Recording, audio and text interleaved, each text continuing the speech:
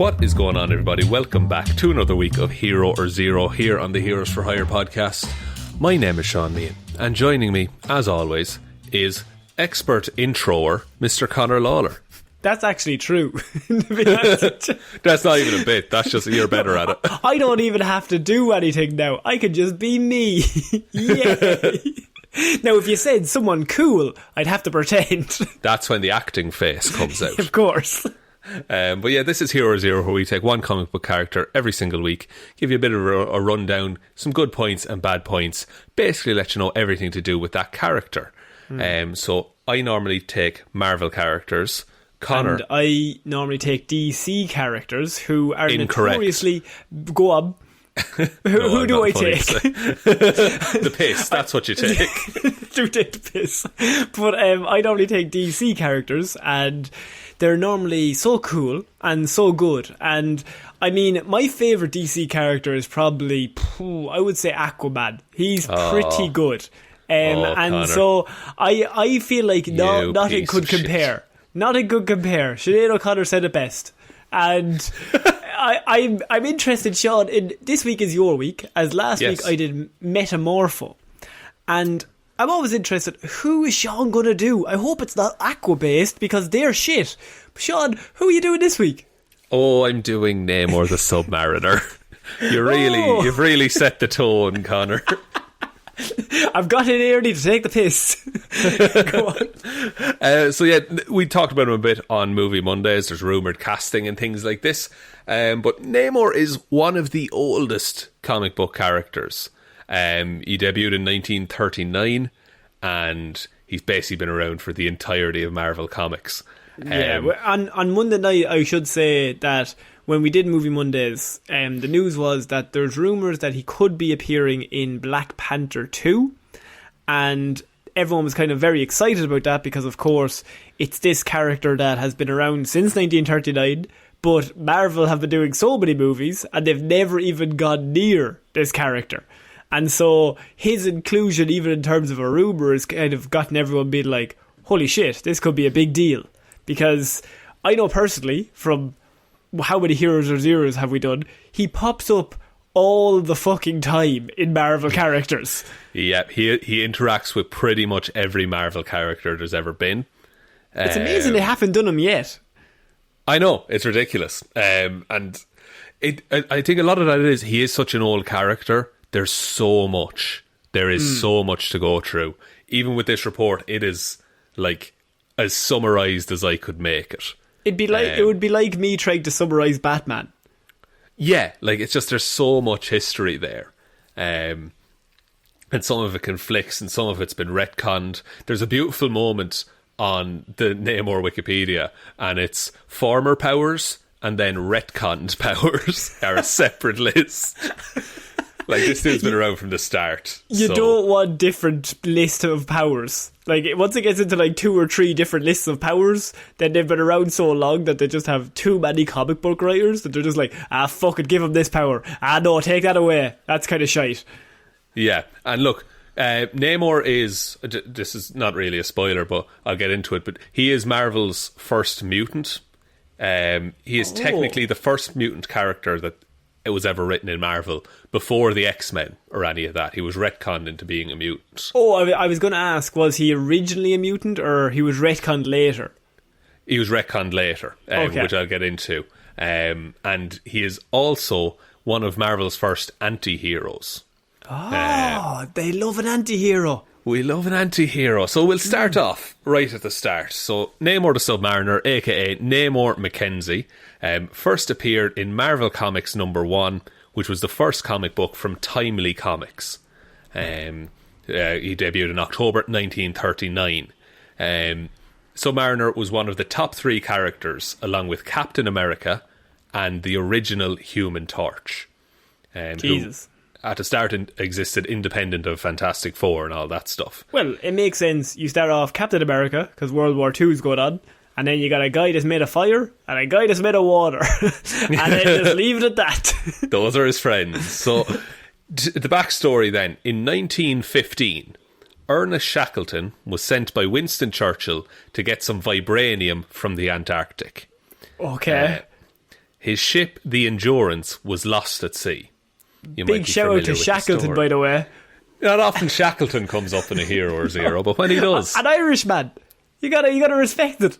Absolutely. So later, Leonard Mackenzie, with a telepath named Paul Destine as a passenger, attempted to recover the vibranium.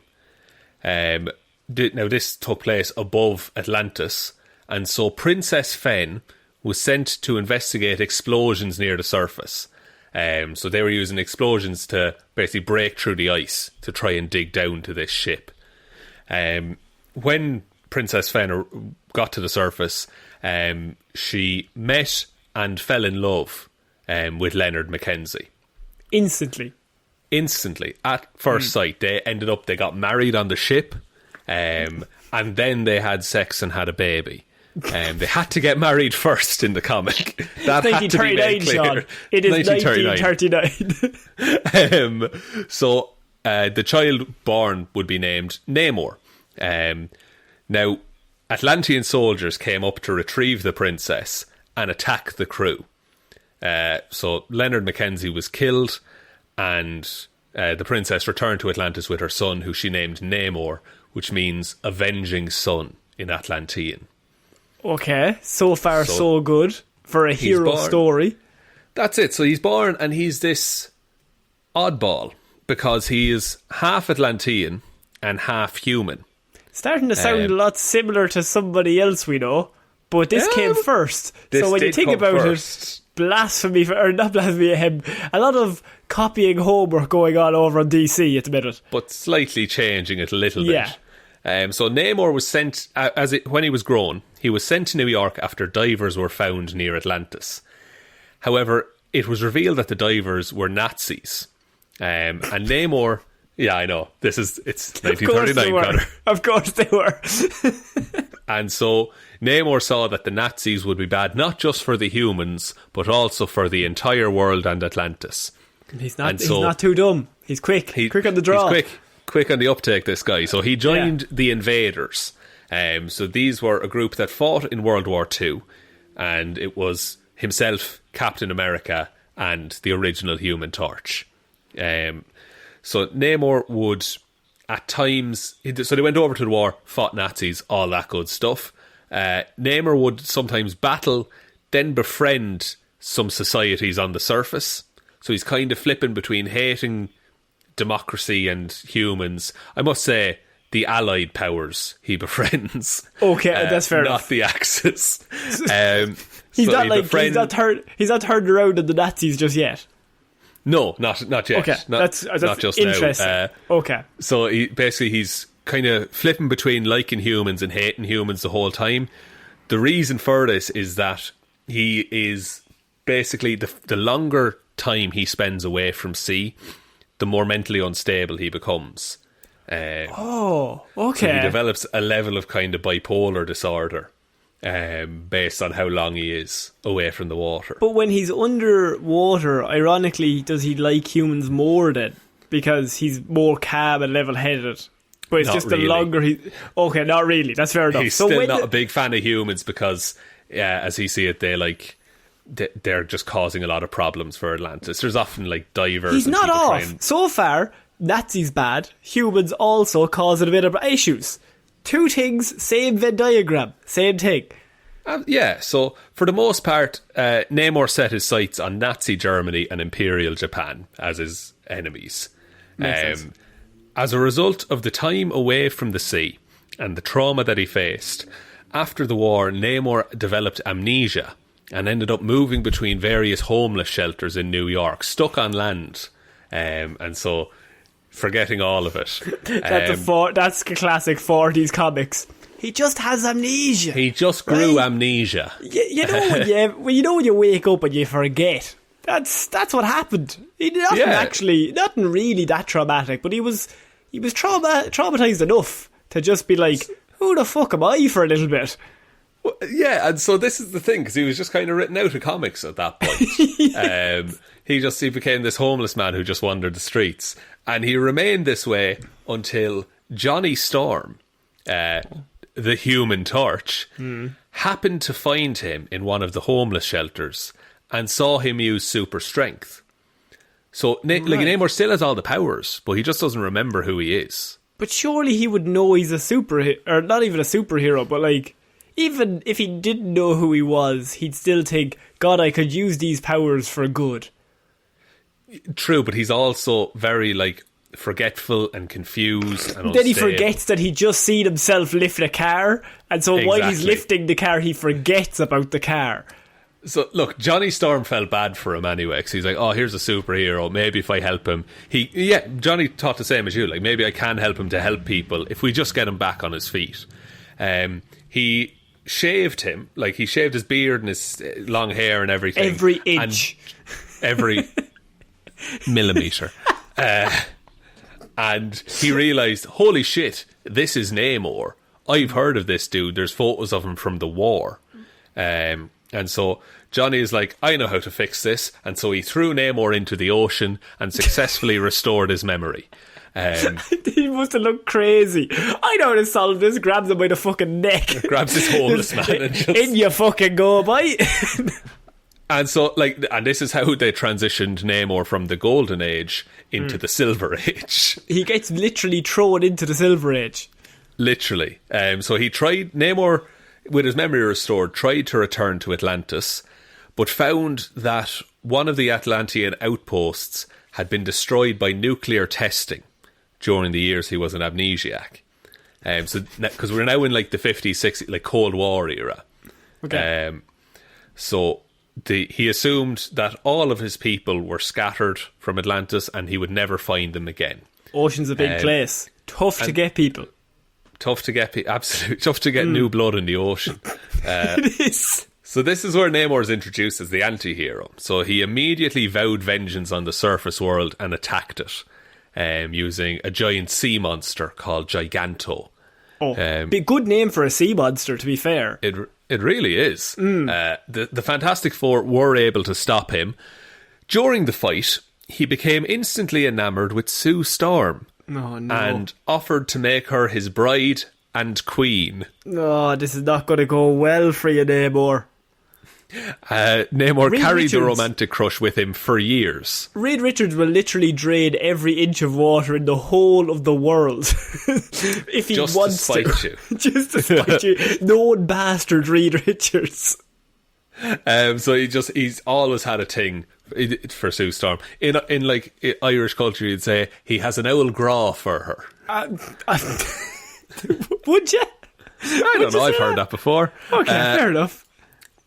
So Namor once joined the Hulk in an attack on the Avengers. So Hulk was mad. Namor was like, here's a big strong dude, he'll help me take down the Avengers.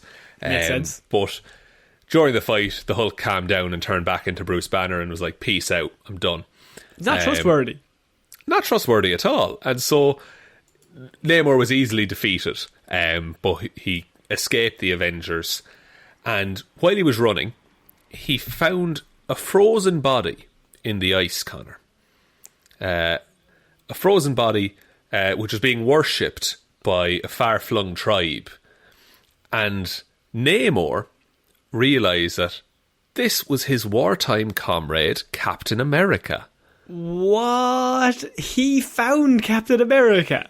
He's the one who brought Captain America back into... who brought Steve Rogers back into Marvel Comics. Is that canon? That's canon. Namor's the one who found him. Fucking hell, I didn't know that at all. Yep. So enraged that, like, his wartime friend is like has been stuck in ice all this time and no one fucking found him.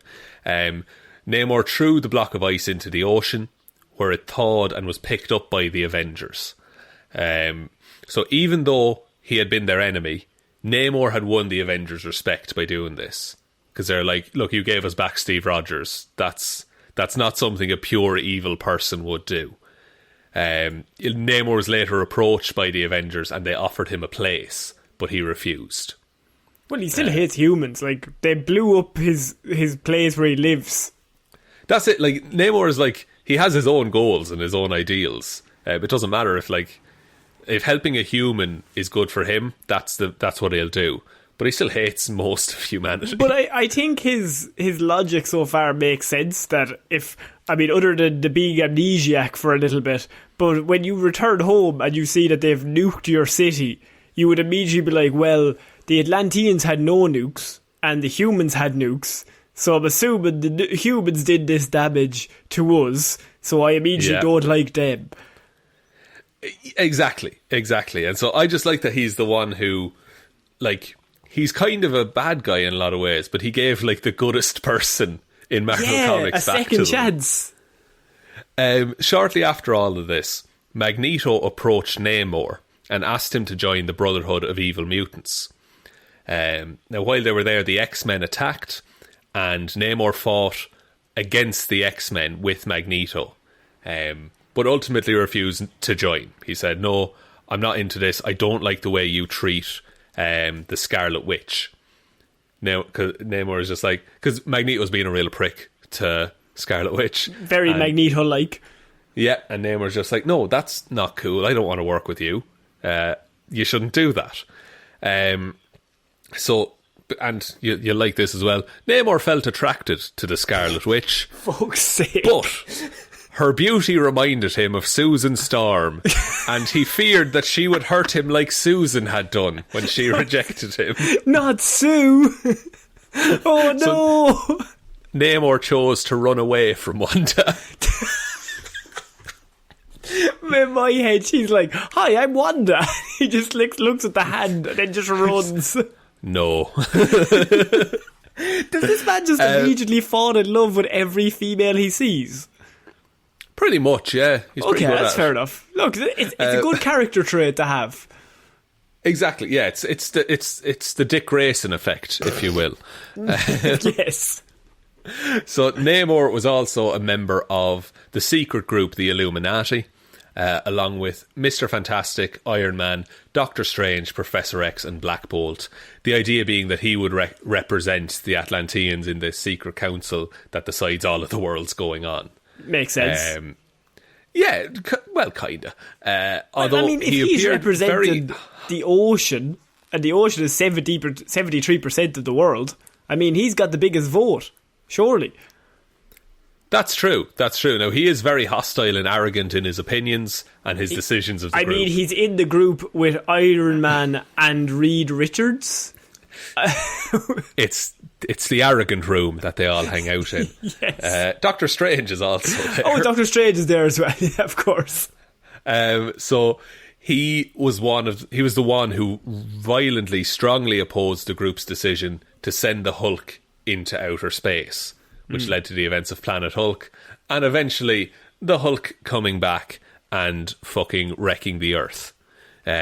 He punched the Earth so hard that tectonic plates shifted. So Namor, good call on that.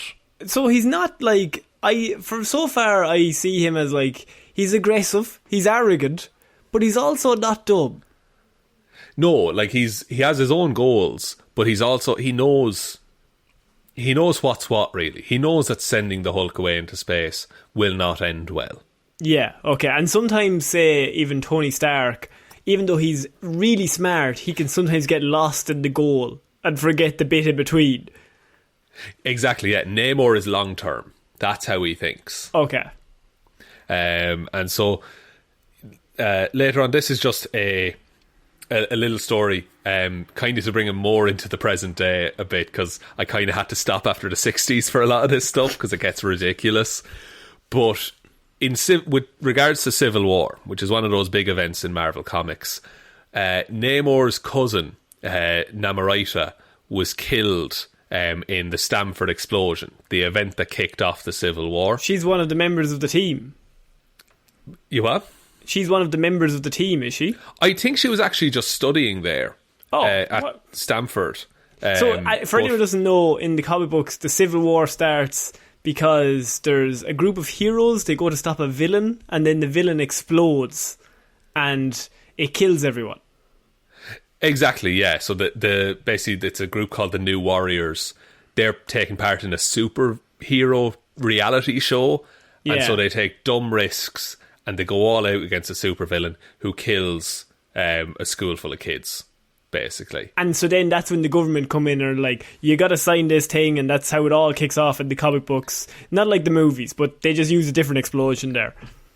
Exactly, yeah, it's similar to it. So with the Civil War kicking off, the Illuminati asked Namor kind of to come join them and have a meeting, but Namor refused because he's like, no, my cousin was killed, but like I'm not going to sign these accords and let the government dictate what I do. I am the king of Atlantis.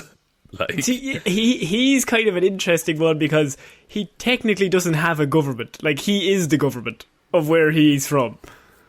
Yeah, he's the government. He's the military. He's the military. He's the king. He's whatever he wants to be. And at a certain point during all these signings of the accords and everything like that, first of all, he sends the Atlantean Royal Guard to search for Nitro, who's the supervillain who made the explosion. Now, he's captured by the X-Men first. But after Namor's ambassadors to the surface world were attacked while on US soil, Atlantis said, okay, we're done with diplomacy. And Namor brought an army of Atlanteans to aid Captain America's forces in the final battle between the heroes. But they also have that like weird connection as well, so he'd see him as a friend. Absolutely, yeah. Like Captain America and Namor are like best buds. Captain America is sometimes like, Namor, we're not all bad, but like they will fight and die for each other. Because they have fought and pretty much died for each other already. Literally. When Captain America surrendered, the Atlantean forces returned to the sea. They didn't serve jail time or anything. They're just like, okay, now we're done. Like, yeah, that's kind of cool. He's like, I'll help you. And then when Cap he probably was like, what the fuck are you doing surrendering? Well, fuck you then. We're going back to the sea. We're done. Yeah, what are they going to do? Arrest Atlantis? Yeah, we're underwater. Like, come get us if they want us. So that's kind of where I want to leave the background. And now I want to get into the powers. And there are a few of these. Okay, so this is the character that's appearing in Black Panther. For all we know currently. Yes. So, first of all, he has mutant and Atlantean physiology. So, he's a unique hybrid of Homo mermanus and Homo superior. Homo superior in the Marvel Universe is mutants. The reason he's called Marvel's first mutant is because, look, most of his powers come from the fact that he's part human, part Atlantean. Namor can also fly. And what? I know, he can just fly. He has wings on his feet. They let him fly. What? I thought it best to bring this up now and not at the start of the report. Aquaman, go fuck yourself. I'm on Namor's train. And so, basically, neither the human side or the Atlantean side could explain being able to fly, so it's a mutation. He is a mutant. So he's not a big fan of this fact. He doesn't like that he's a mutant. Would one of his parents have had the mutant gene then? That's it. It would have been his dad. Would have been a mutant. So his dad would have been a mutant, and then his mother is Atlantean. That's it. And so it's this weird mix, and he's the only he's one of a kind in the comics. So that's it. So he has amphibious physiological adaptation. So he is specifically developed for underwater conditions. He can live on land or in sea, but he has to find this weird balance because he can survive indefinitely underwater or on land. But as we said, if he's on land for too long, he will pretty much lose his mind. Right. So he maybe has a to daily check back swim. in with the water. Maybe like every day go for a swim, half an hour, just down to the local pool. You'd be absolutely fine. You'd be flying it. Go back around on your normal day. Exactly. Just 15 minutes. Just have a soak. Yeah. He is superhumanly strong. He's stronger than any other Atlantean. The exact level of his strength is dependent on water, and it diminishes slowly the longer he's out of it. Oh, okay. So he's as strong as... Like, he's at his peak when he's just out of the water. Exactly. And recently his peak was boosted. So he has fought Thor, She-Hulk and Iron Man simultaneously and matched them. Holy shit. It's kind of like Superman with the sun, but he's the opposite. So he needs the water. Exactly. That's a really good way of thinking about it, actually. He has superhuman speed, so he can, while most Atlanteans can swim at 60 miles an hour, he can reach speeds of over 345 miles per hour. Holy shit. He has superhuman stamina, so he doesn't develop fatigue toxins at the same rate, so he can exert himself for more than 24 hours before fatigue toxins will start to build up. Then there's all the usual ones: agility, reflexes, durability, aquatic healing, so he heals faster in water. He can absorb radiation. He has a lifespan of about 120 years. And we're still going. So he has underwater breathing, aquatic telepathy, electrolocation, so he can sense electrical currents in water, enhanced vision, super hearing, flight. And you're going to like this, Connor. I know you're going to like this. He has atmokinesis. So atmokinesis. Think about it. Atmosphere kinesis. So he can sense the atmosphere of a room. If he's bad at stand up, he knows he's bombing. Connor, this Namor can manipulate the weather. Fuck off. No, he can't. He can. No, he can't. He can. What, is he using like the cycle for rain? He's affecting the cirrus clouds when they're taking that water vapour up, is he? That's a condensation, evaporation, precipitation, all that stuff. No, like he's not as good as Storm, but he's still quite good at it. Yeah, like I'm not as good as Storm, but he can still do it. It's still pretty good. He also has hydrokinesis, so he can control water. I like this one. He has enough. He is able to wield enough power to part a large section of water with ease, kind of like Moses. Yeah. As well as flood a prison cell several thousand miles away from water. What? Yeah. So that's like. So he could kill everyone if he wanted. Oh yeah, he could drown each of the Avengers like simultaneously if in their wanted. Beds while they're sleeping and drown them. Yeah, like it's fucking broken. And look, he does have some weaknesses. The obvious one being water deficiency. So the longer he's away from water, the less strong, the less powerful he is. He also has an oxygen imbalance. So because of his half like mutant, half human, and half Atlantean kind of physiology, he needs to balance the amount of oxygen in his body. Otherwise he experiences the bipolar tendencies. So he needs to be on land and in water the exact right amount of time for everything to work out. And does he know the right amount of time, or is it just kind of a guessing game? He's kind of worked it out, but like when you're a superhero and you can be fighting for, you know, days on end, you're going to forget some stuff. Yeah. So what if it's perfectly balanced? He's a genius leader. Like he can think super logically and long term, but when he's imbalanced, he can be rash and make bad decisions. Jesus. So, but like, so you're saying he's a genius and he's got super strength, super speed. Surely this is sevens across the board in the Marvel 1-7 ratio. No, it is and it isn't. Like, he's high in a lot of areas, I'll be honest, but he can be beaten. He does have things as well, just to note on it, because I think this is really interesting. He canonically has PTSD. Okay. So from his time in, you know, World War II, and he's lived through so many conflicts, he's constantly reliving the memories of all the horrors he's seen. And anytime memories are triggered, he'll just go into a fit of rage. Like he can't handle it. He's never processed that properly. Because he's very, like, he's a loner, so he would never have talked to anyone about that. He's just dealing with that shit by himself. Exactly, because he has this regal kind of persona that he has. He's often described as a king without a kingdom a lot of the time, because Atlantis disappears every so often, and Namor's just left on his own. Well, he's got amnesia, so it can pop up. Atlantis even gets amnesia sometimes. We've all developed amnesia sometimes.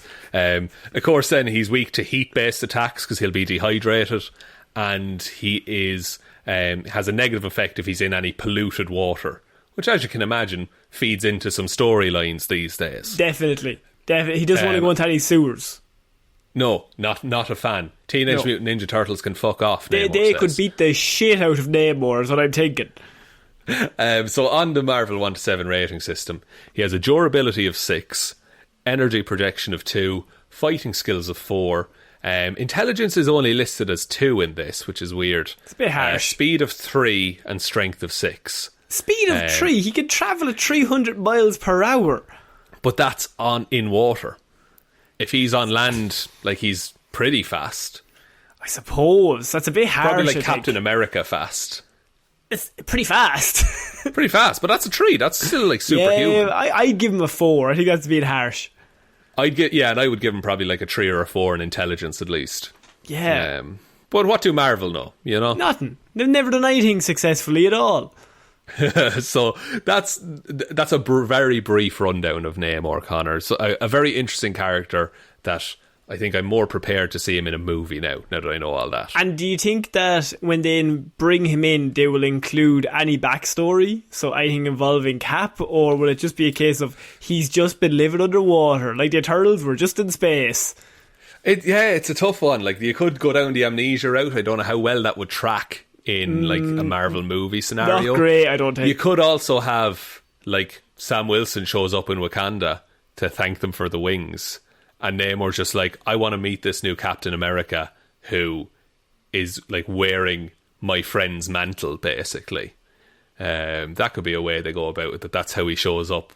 Still tying it into Captain America and those war origins. See, he wasn't in Cap 1, which is an issue. Even if they had a guy called Mackenzie in 1, or maybe there was a guy called Mackenzie in number 1. I don't know if there might be. See, I think people would have jumped on that already. I think that would have been caught by now. But now look, that would be an amazing thing if they go back and retcon that somehow. And there's like a guy with just Mackenzie on his badge that he like Cap is just fighting alongside that never says a word. Yeah, like somewhere in that training camp, there's one dude named Mackenzie. Yeah, and they don't even need to. Like, they didn't even need to plan this out. Kevin Feige can just point at a screen and just go, "No, it's him." Yeah, we picked him there in 2007, and we knew he'd be Mackenzie, and ye all didn't know because we're fucking geniuses. Because we plan all of this out, lads. Everything. We don't just pick it on the fly. So, yeah, look. I don't know. Are you excited to see Namor show up in the MCU? I'm intrigued to see what they do, because I think it's going to be very, very hard to overcome Momoa as Aquaman and not to be compared, because Jason Momoa is a very, very cool man and he's very good as Aquaman. Now, you might not even like the Aquaman film or might think it's average, but I think it's very good casting and it's very cool casting, as in like, oh, that's a good character, I want to see a movie with him. So Namor casting better be good, but Marvel casting is normally good. But number 2 is you gotta make him different. I think if you try and pick another guy who's also 6'5" and built like a brick shithouse, people are going to be like, well, he's not Momoa, he's like a lesser version of Momoa. Yeah, but the thing about Namor is, like, if you Google Namor, his outfit, like his costume is just like Speedos. Like, right. I don't think they'll do that though.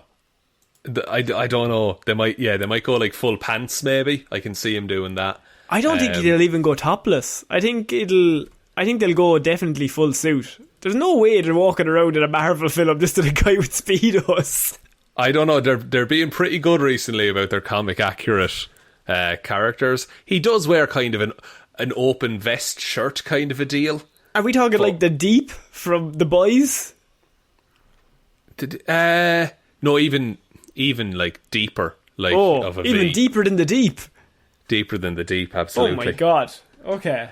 Jesus. I feel like they're going to have to probably PG up the outfit, because you don't get that PG-13 rating if there's a guy walking around in Speedos for the whole movie. No, you can't have that. You can't have that, lads.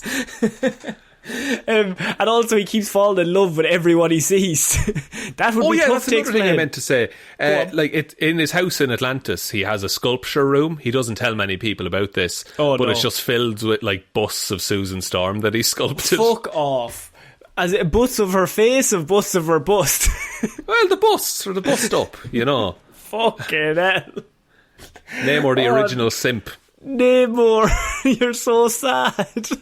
I just ruined that character for you now. He was so cool. And now he's just a dude with a bunch of... Does he sculpt them? How does he sculpt them underwater? That must be very difficult. I think it's a chisel out of marble scenario. Fucking hell, fair play. I know. That's tough You're work. back on board. I'm back on board just for the hard work that went in. Does he have an Not Etsy? easy to do that. Connor, would you like to take us out? I can. So we recently did a review for the movie Superman Returns over on our Patreon. The link is down below. So we've done lots of movie reviews, and we've done reviews for Captain America, or Falcon and the Winter Soldier, I should say, not Captain America. Not Captain America. And Never. so we did a series review of that, and we will also be doing a review of a little show called Low Key. Low Key. You probably haven't heard of it, but it came out there last week and this week. And so we will be doing a review of the first 2 episodes of Loki, and it'll be going up on our Patreon this week. And that is for anyone who does $5 or more a month. So I think that's like $3.99 in euro. I don't know what that is in pounds. I don't know what the conversion rate is like, but probably like 4 something. No, less, is it? What, I don't know. whatever like a venti Starbucks costs. It's that. It's basically that. So we've got lots of movie reviews over there, TV reviews, if you want to give them a listen to. Other than that, though, we do have merch that if you want to rep us in terms of a shirt or a mug or a hat, that link is down below as well. We've got lots of cool merch about Hero or Zero or Heroes for Hire, or just anything to do with Florida Man. My dream is one person is wearing one, another person is wearing one, you walk past each other in the street. That's the dream. And you make eye contact and you go, and then you go about your day. No, you have the end of Batman, Batman number 3. What's that one? That's a Dark Knight Returns. Batman, Dark Knight Rises? Dark Knight Rises, yes. I was like, Returns is the comic book. In France, yeah. and you just... I want that, and Michael Caine gives you a nod. That's what I want. And then doesn't pay for his coffee. Bastard. But I don't want you to blow the bloody doors off. Very good impression. And so if you want to follow us, we're on Twitter at Heroes for Hire Pod. The 4 is the number 4. Facebook, we're at Heroes for Hire Podcast. We also have a Facebook group called Detective Divilment's Discussion Group. There's lots of chats that go on over there. You can follow us on Instagram at Heroes for Hire Pod, and most importantly, just tell one human being that we exist. Just the one, please. So I have been Ciara Lawler. I have been Shaun Meehan. Did you say Meehan? No, I said me. I know my own name, Connor. I don't have amnesia. Who's this?